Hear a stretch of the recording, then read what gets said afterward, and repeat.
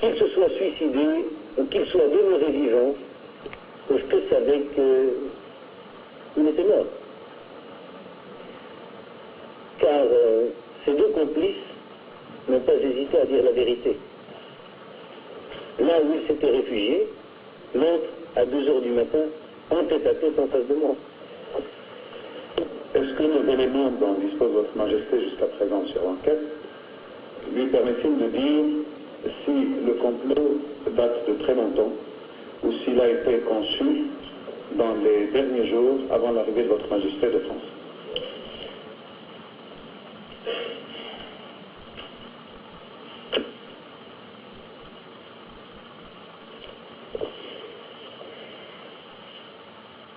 Ce sera certainement la dernière réponse que je ferai, parce qu'il est déjà 8 heures. Vos telex vous attendent et vos rédactions aussi. Mais je tiens à vous dire une chose, c'est que j'ai vu en tête-à-tête le lieutenant-colonel Amkran, qui a été la cheville ouvrière, non pas du complot lui-même, mais de l'exécution. Il ne peut plus voler. Et quand je pense que c'est moi qui l'ai envoyé à l'hôpital Necre pour se faire soigner, il est condamné, il a des reins qui sont en très mauvais état, c'est le professeur Amburger qui l'a soigné. Et donc, vu le crâne, je lui dis, écoute mon vieux, même si tu ne meurs pas devant le peloton d'exécution, est-ce que tu sais que tu es condamné et qu'en principe tu devrais mourir d'ici 1 an et demi? Il m'a dit, je ne savais pas la date, mais je savais que j'étais condamné. Alors je dis, bon, écoute, ce sera peut-être pour toi un moindre regret. Quand cela a-t-il commencé? Il m'a répondu, Majesté, cela a commencé le 14 juillet 1971. C'est-à-dire que 4 jours après Skhirat, il était entrepris, chambré, le cerveau lavé par le général Oufke.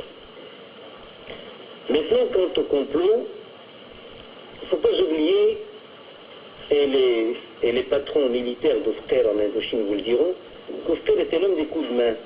Ce n'est pas l'homme des batailles rangées, c'est l'homme des coups de main. Le complot a dû jaillir dans son esprit 2 mois avant, ou 3 mois. Et là, une petite anecdote qui sera très intéressante, et qui pourra peut-être encore une fois démontrer le fair-play du Maroc à l'égard de ceux qui veulent absolument être contre lui. C'était au moment de ma tournée dans le sud, et je me trouvais à Agadir, et Oufke me dit, tiens, il y a le président Kadhafi qui va se rendre à Nouakchott. Si seulement je pouvais savoir son plan de vol, qu'est-ce que vous penseriez si on lui envoyait un F5, lui rentrer dedans en plein désert et revenir?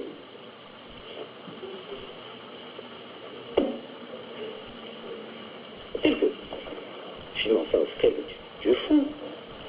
Il m'a dit, si, on fait le coup. Je suis Moukina.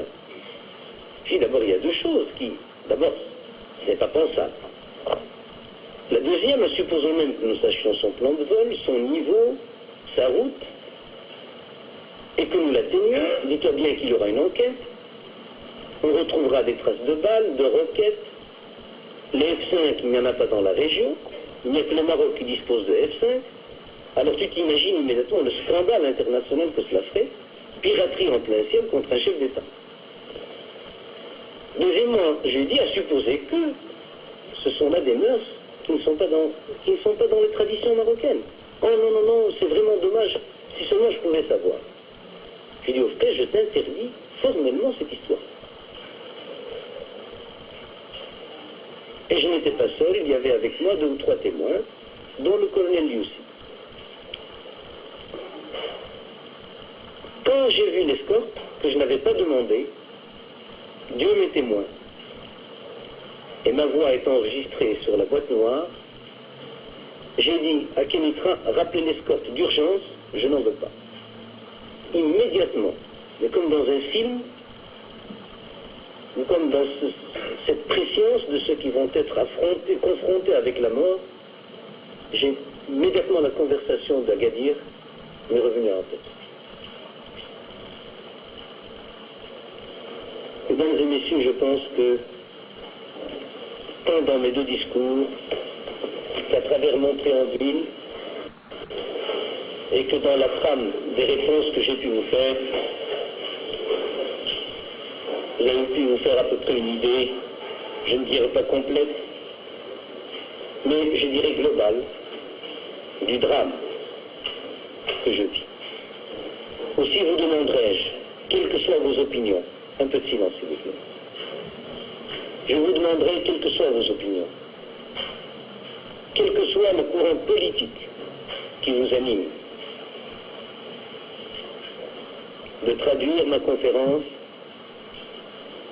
et les sentiments qu'elles vous auront inspirés avec le maximum de respect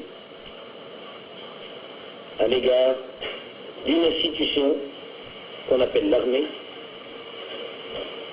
à l'égard d'un pays qui souffre, qu'on appelle le Maroc, enfin, à l'égard même de cette chose combien noble que vous manipulez et qui s'appelle la plume, car cette plume inspire non seulement les pensées, mais les sentiments de ceux qui la lisent.